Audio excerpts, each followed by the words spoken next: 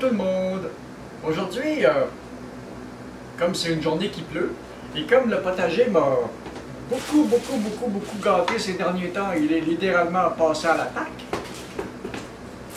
j'ai pas le choix de faire quelques conserves. Alors ce que j'ai décidé de faire cette année pour faire des conserves, c'est essayer les fermentations lactiques.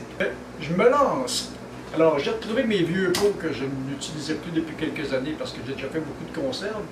J'avais lâché d'en faire parce que c'était extrêmement compliqué avec la stérilisation et tout. Et avec les fermentations lactiques, la beauté de la chose, c'est que j'ai plus besoin de rien chauffer. J'ai plus besoin de faire de stérilisation.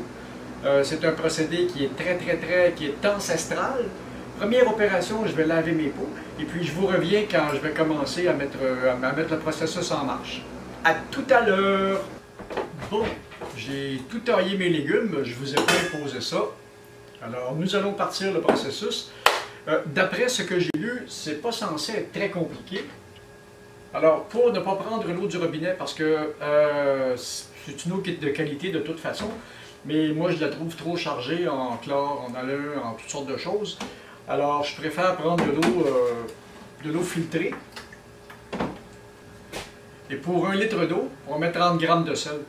C'est pas plus compliqué que ça. Autant que possible, pas du sel de table, parce qu'ils mettent, les autres, ils mettent du fluor dedans et d'autres produits.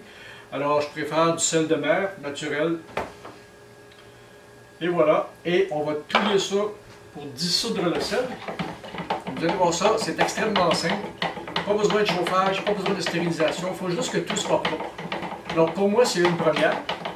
Nous saurons dans 7 ou 8 jours si les fermentations ont bien fonctionné. Alors c'est pas très compliqué. On prend un pot, on met nos choses dedans, les légumes, il faut juste qu'ils soient lavés un petit peu, qu'ils soient propres aussi. Alors je les mets avec la plume. Et puis on met dedans les aromates qu'on a besoin.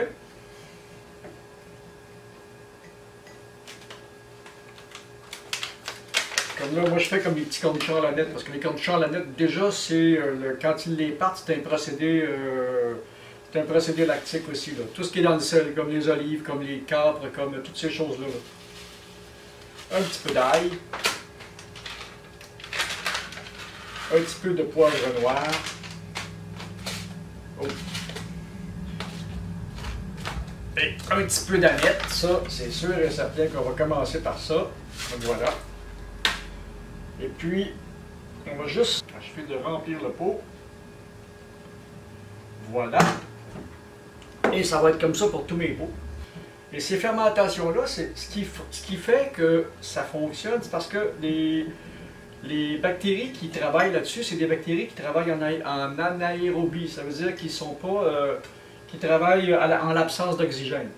Alors, quand la fermentation va commencer, ça va produire du gaz carbonique. Ça va durer à peu près 7-8 jours. Et puis, ça va s'arrêter tout seul. C'est ce que j'ai vu dans la démonstration. Alors, on va découvrir ensemble, parce que je ferai une vidéo après ça, où je vous montrerai où en est rendu le procédé. On va mettre un petit peu d'oignon. Voilà. Et les légumes sont complètement crus. Et naturellement, on ne parle pas là des légumes du supermarché. C'est vraiment des légumes qui viennent de mon potager. Ils sont complètement bio. Parce que le potager n'a ni engrais, ni pesticides, ni fongicides, ni herbicides. Et j'ai appris avec les années à produire moi-même mon compost aussi.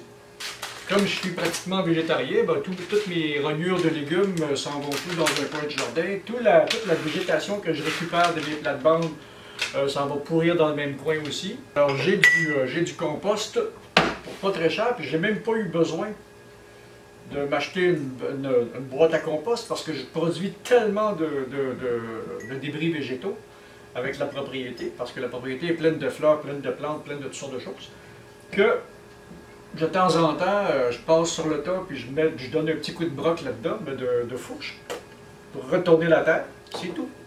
Ça, j'ai hâte de voir ça, parce que de toute la littérature que j'ai visitée, ils me disent tous que c'est un procédé millénaire et qu'il n'y a aucun danger. Ils me disent tous aussi que s'il y a un problème, ça va sentir tellement mauvais dans la conserve qu'on va le savoir. Et ce qu'ils me disent aussi, c'est qu'on devrait à la fin avoir un petit goût acidulé, comme si ça avait été vinaigré. Bon, on passe à autre chose. Des haricots frais du jardin aussi. Et aux haricots frais du jardin, je vais ajouter quelques carottes fraîches du potager. Ça, il n'y a aucune carotte commerciale qui est même proche de ça.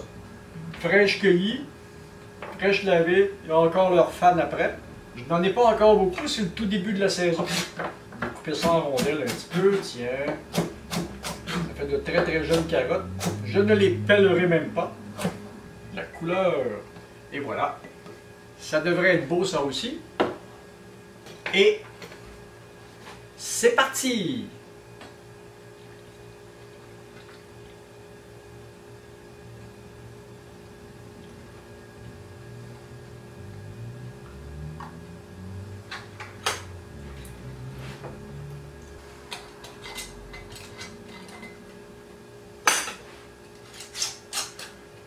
Même principe que quand on bouche des conserves stérilisées, pas trop serré pour laisser le gaz sortir. Alors le processus est en marche. Nous saurons dans quelques jours si ça fonctionne bien. Et puis je vous tiens au courant. Donc il y a une nouvelle vidéo qui va suivre celle-ci dans quelques jours pour voir si ça fonctionne. Normalement, la fermentation devrait commencer incessamment, devrait s'arrêter d'elle-même dans 6, 7, 8 jours. Et puis 3 semaines après, ben, les légumes sont très bons, très bons à manger. Et on sont censés avoir un beau petit goût acidulé comme s'ils étaient presque dans le vinaigre. Alors quand le processus de fermentation s'arrêtera de lui-même dans 7-8 jours, je vais vous revenir et on va regarder ça. Alors, si vous avez aimé la vidéo, mettez-moi des petits pouces bleus. Et puis, suivez mes aventures, et puis abonnez-vous, et puis partagez, et puis, ben c'est ça. À la prochaine vidéo. Salut!